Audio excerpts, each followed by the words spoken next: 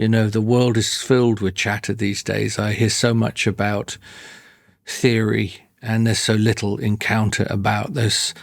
The wrong part of our head is being addressed most of the time, I would suggest.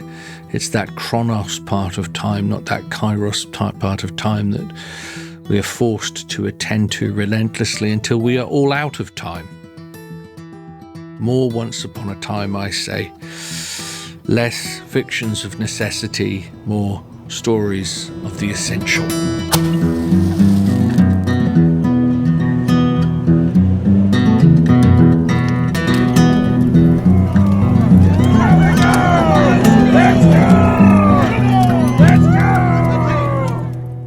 So, welcome to Jawbone. I have been thinking recently about what I would call fables of necessity. So, in other words, the kind of fictions you weave around yourself as you're growing up. We would all know that as a kid, it's kind of important that you have something of the chameleon about you.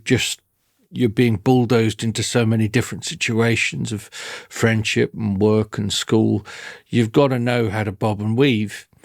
And then there comes a point, often in midlife, where that becomes distinctly less charming in a human being, and it actually makes you hard to trust in a fashion. And so I've been thinking today, and am thinking about the notion of moving from fable to imagination. Maybe there's no difference between the words. It's up to you to think about the difference between, say, fantasy and imagination. Imagination, from a philosophical and hermetic point of view, through various extraordinary traditions throughout the world, there is an edge of imagination that isn't even entirely human. So you're not just nutting things out over here. There's some place where there are angelic, celestial, and divine energies at play, and also ones that may not wish you well. Years ago, I took my first flight to America, and I arrived late after some commotion coming into a place called Newark Airport, a mythological dimension, if ever there was one. But I get into Newark Airport, and all the planes have been discombobulated. And it feels hard for me to remember this now. It seems so strange what happens next. But I ended up having to sit on the street outside the airport for that night. I can't really fathom why, but that is truly what happened. And I haven't spoken to anybody yet. I'm just waiting for a flight to Portland, Maine in the morning, about 10 in the morning. And I've got my little rucksack, and I'm sleeping on the street, hunched up against the wall in a state of high anxiety. It's not a glamorous location. And I fall asleep, and I wake up, and I'm getting robbed. And I'm getting robbed by a gentleman of the street, and he has amazingly managed to get my bag open without me waking up. And he has in his hands my passport and my wallet. And the thing I'm really concerned about, as you can well imagine, is my passport. And he utters a wonderful thing at that moment. He looks at me. Remember, there was a sort of sheen of sweat on his face, almost blue. And he said to me, "Thank God you're awake." And I said, "Oh, you've been trying to wake me?" And he said, "Well, of course." He said, "I am a highly successful lawyer." And I said, "Go on." And he said, "Yeah, I'm trying to get back to my family in Atlanta, and there's been a car accident and people are in hospital, and all my money has flown away. It just sort of flew off me, and, my train ticket, my plane ticket, my automobile, everything's gone. I don't know what to do, and I was just trying to wake you up to see if you could help me kindly, sir." Well, I knew I was in a moment of potential danger, and I knew that the only way I could weave my way out of this danger was to collude in the fable, was to collude in the fiction that he was, in fact, a successful lawyer, and this catastrophe had undertook him. This was not the moment to be dragging him down to Reality Ranch, So I said, "Well, this is a terrible thing, and I got to help you out with this, buddy. And you just, I tell you what, give me the passport. There's no need for the passport. That won't work. But I tell you what, just take all the money that's in the wallet. There was maybe $100 in the wallet. I said, maybe that would get you started, and we've got to get you home. We've got to get you to your family, got to get you back inside that airport. And this whole thing took 5 minutes or so, until finally, when he had the money and he'd handed the passport back, he looked at me and he knew that I knew that there wasn't a word of truth in this. But we held that fiction between us as a lifeline to keep us away from serious danger, serious violence. And then at a certain point, the transaction was completed, and like Coyote, he just slinked off down the alley. So that was a moment where a fable of necessity was really useful in my life. When I think about New Jersey, I think about New York, and I think about a man called Joseph Beuys, very interesting artist, Joseph Beuys. Now, Beuys was a man whose whole life was wrapped in fables and fictions and myths. He was a Luftwaffe pilot, that much we do know, and apparently he was shot down in the Second World War and was very sick, and his body was filled with shrapnel, and he was wrapped in felt, he claimed, by the Tartar people, and they brought him back from the brink of death. And in doing so, he underwent some sort of intuitive initiation where he took on the grief and to some degree the guilt of the Germans. He became the grief man for the German people after the Second World War. He was a shamanic figure. And he went on and became a successful artist. Now, of course, a lot of people would believe that story, but Beuys would always say, now when everybody speaks so rationally, it is time for an enchanter to appear. And I think that there is a truth in that. I think that there really is the function of an enchanter, although I think these days there's too much enchantment. We need more people to wake us up. But Beuys looked at reality in a strange way, actually. You see this? This is an animal that Beuys loved and would speak to. He loved to speak to dead hares. Hares were magical creatures where I come from. I must remember to come back to the story. Boudica had a hare under her coat and would use it for divination when she was about to go into battle. Depending on the way the hare moved, the battle would go in her favour or not. So Beuys is an interesting man, and he is using ritual, he's using art, he's using the strange poetics of his own mind to reforge reality after trauma. And when he became famous, he was invited to come to New York, and he came in a very unusual way. He didn't turn up at Newark Airport and talk to a coyote, but he understood Coyote as one of the totemic figures of Turtle Island long before the Americans, or what became the Americans, turned up. So as far as I remember, he turns up at JFK, is taken off the plane, I think probably wrapped up in felt, put in an ambulance, driven to gallery, where he spends maybe a week, maybe 2 weeks, entirely in the company of a coyote and 100 copies of the New York Times, which are delivered to the two of them every day to make of it what they will. There is some hay in the gallery. There must have been a place where he could go to the loo. But his primary engagement with America, first time round, was with a coyote. My first conversation in America was with a coyote. It was with the man of the street. That whole thing was the first elongated conversation I had with America. It's been a very rewarding one over the last 20 years, but that's how I was booted into it. So I love what Beuys was up to, and I love things that tripwire the rational and announce deeper kind of truths. I think that's one of the reasons that I love orthodoxy so much. I'm part of this really ancient tradition that has great space in it for mystery. It actually has great space in it for innovation, although tradition is the thing that seems to be front and center. Within that, there is creative wiggle room. There is place for artists like me. But like Beuys, I want to make new announcements in the years that I would have left. I am not interested in the Fables of Necessity that I created when I was a child. What's the point, as my old mentor Bly used to say, what's the point of being an adult if you have no voice? So what are you going to use your voice for? What are you going to address?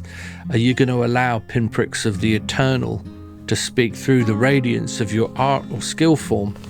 Bly said another great thing. He said, "The hermit says the world is mad, so learn the arts and double the madness." The hermit said the world is mad, so learn the arts and double the madness. There was, once upon a time in Ireland, a man called Mochae. And Mochae was one of those, I wouldn't call him an alpha male, but he was a bit of a leader. He was charismatic. Other men swirled and swooned around him.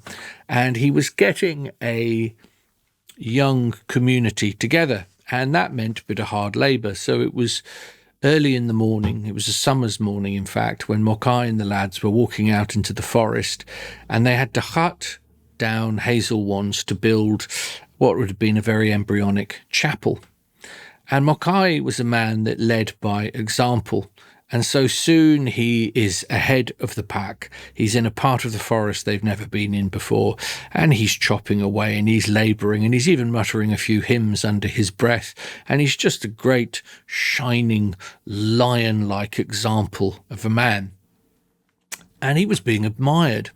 He was being admired by a blackbird that was perched on a branch. Now, in those days, blackbirds could speak. And the blackbird spoke to Mochae and said this, "Looking good, son. Looking really good." And Mochae said, "Well, thank you very much. I'm just trying to lead by example with all the lads back in the bush, and they are a bit slack." And the blackbird said, "You probably may not know that I am actually an angel. And many of the birds of antiquity in Ireland and Scotland and Wales and other places can on occasion take on angelic form, and divine truths can speak through them. That's all part of the jubilance of the Celtic spirit. So what I want to ask you is, how are you fixed with eternity? I can see you're a practical man, but are you open to the mystical dimensions of your faith?" And Mochae has kind of stopped now, and he's in this discourse with the blackbird. And he says, "Well, I don't know, maybe there isn't enough of that in my life." And the blackbird said, "Would you like me to sing for you, son? Would you like me to sing a song that maybe they sang way at the beginning of Genesis, way at the beginning of everything? Maybe the song that I will sing is so sweet and deep.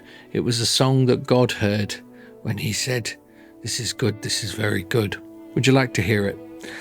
And the man said, "Yeah, of course I would." And so he settled himself. He sort of leaned on his staff and just opened up the great lettuce of his mind into the exfoliation of the song of the blackbird.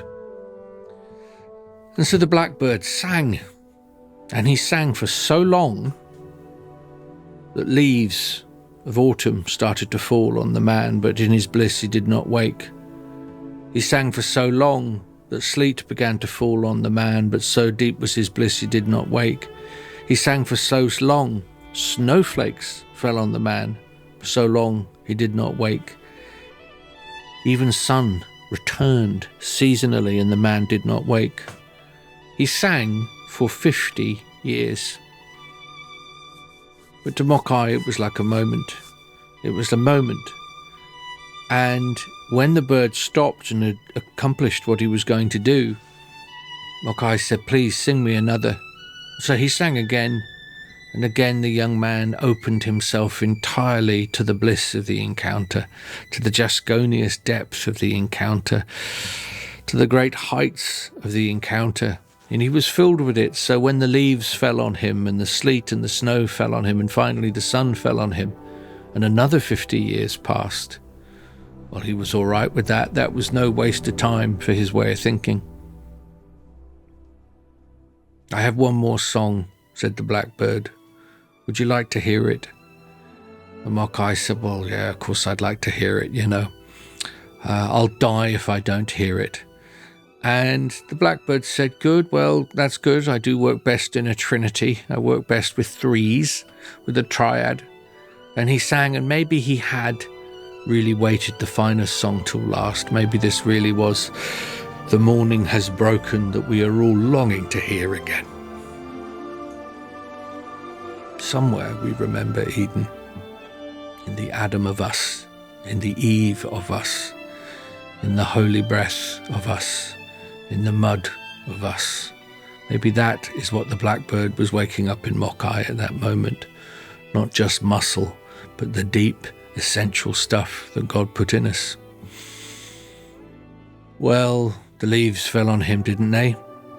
And the sleet came down, and the snow, and finally the sun again, until he opened his eyes, and the blackbird was gone, and the song was gone.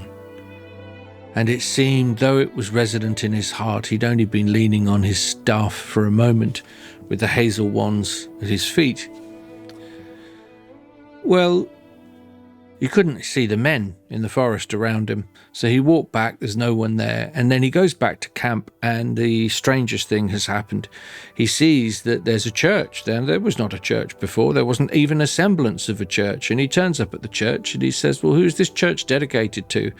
And they said, "Well, it's dedicated to a man called Mochae, Saint Mochae, who was here, a long time ago, 150 years ago, he set this place up." Well, Mochae was getting the spook, wasn't he? It's like when Jesus talks to you, you feel all the hairs going up on the back of your neck. And he turned around and he said, "Well, where are the lads that helped build this church?" And they said, "Long dead. Long dead. They've been dead, 120 years, something like that." Mochae went and he sat down where, actually, it was the place where they used to sleep, him and the lads. And he just took it all in. He took in the fierce bliss and sorrow of the moment. And he lived for a long time, Mochae, and he became part of that community, ironically, that was actually named after him. He was there functioning again, but he was such a great preacher. He was such a great presence, because now when he spoke, it wasn't just about, missions and objectives and vision. He spoke about dreams and patience and the animal presences and the birds and eternity and God, a God that has 1 foot in the universe and 1 foot outside, a God that you can trace his hoof prints in the snow kind of God. And they say when finally it was time for Mochae to go to his reward, he made his way back out into the hazel wood, where he could hear the singing of the blackbird. So I would hope we all do more listening. The world is filled with chatter these days. I hear so much about theory, and there's so little encounter about this. The wrong part of our head is being addressed most of the time, I would suggest. It's that chronos part of time, not that kairos part of time that we are forced to attend to relentlessly until we are all out of time. More once upon a time, I say. Less fictions of necessity, more stories of the essential. Onwards.